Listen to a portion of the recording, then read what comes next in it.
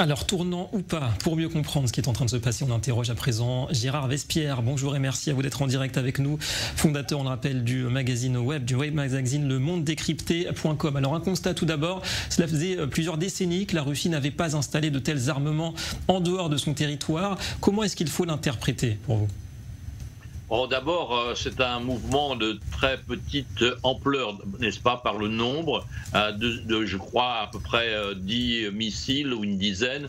Deuxièmement, ça ne rapproche pas du tout les forces nucléaires russes de la sphère de l'Europe, puisque déjà il y a l'enclave de Kaliningrad qui est plus proche donc de l'Europe, à l'intérieur de la Pologne.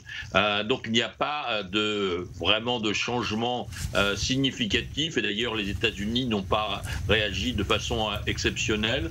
Tout ce que l'on voit, c'est que finalement, il y a une gesticulation, une agitation militaire russe en dehors du champ de bataille, en dehors de l'essentiel, parce qu'il va devoir y avoir une situation militaire qui se dégage de ce conflit. Pour le moment, le front est gelé, les Russes ne font rien sur le front et ils s'agitent à l'extérieur, comme on le voit en Biélorussie, on le voit avec la destruction du drone américain au-dessus de la mer Noire, comme on le voit avec les manœuvres en Extrême-Orient.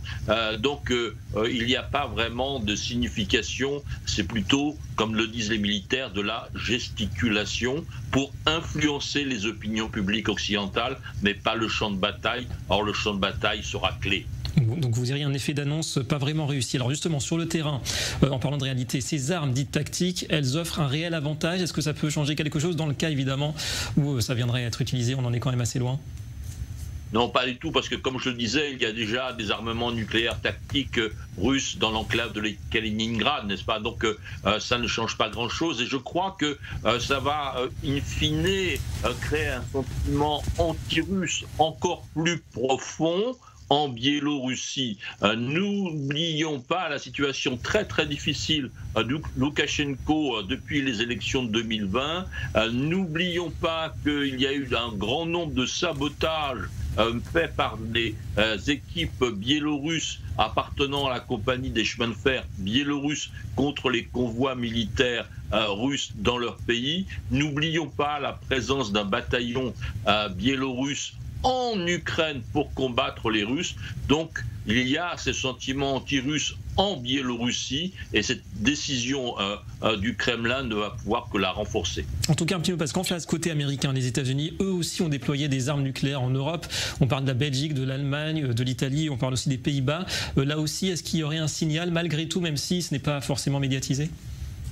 Écoutez, les pays dont vous venez de donner la liste et donc détenant des armes nucléaires américaines ou plutôt ayant reçu des armes américaines, eh bien cela est en place déjà depuis de nombreuses décennies, n'est-ce pas? Donc il n'y a pas là de mouvement récent dans ce domaine de la part des États-Unis. Tous les mouvements récents viennent de la Russie et des décisions du Kremlin. Donc il n'y a pas de rupture et d'ailleurs les États-Unis sont restés très très calmes avec l'annonce faite par le Kremlin concernant les avancées en Biélorussie. Alors une précision, parce qu'on comprend bien que les choses n'ont pas tellement évolué sur le continent européen.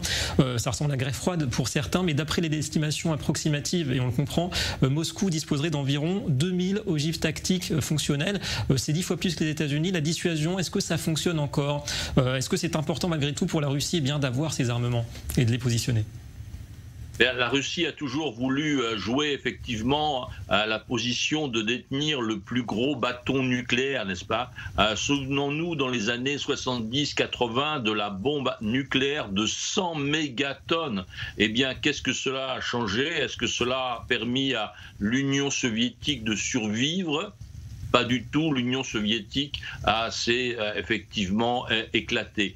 Donc voyez-vous, l'armement nucléaire qui est un armement, comme disent les militaires, de non-emploi, car le jour où il devrait y avoir son déclenchement, eh bien, il ne restera plus grand-chose de la planète. Donc c'est équipement nucléaire sur lequel la Russie a beaucoup investi, mais finalement qui ne produit pas de résultats. Ça n'a pas permis à la Russie de gagner sa guerre en Afghanistan, par exemple. On a relativisé donc l'efficacité de la présence de ces armements en Europe dans ce contexte. En tout cas, merci beaucoup Gérard Vespierre d'avoir répondu en direct à nos questions.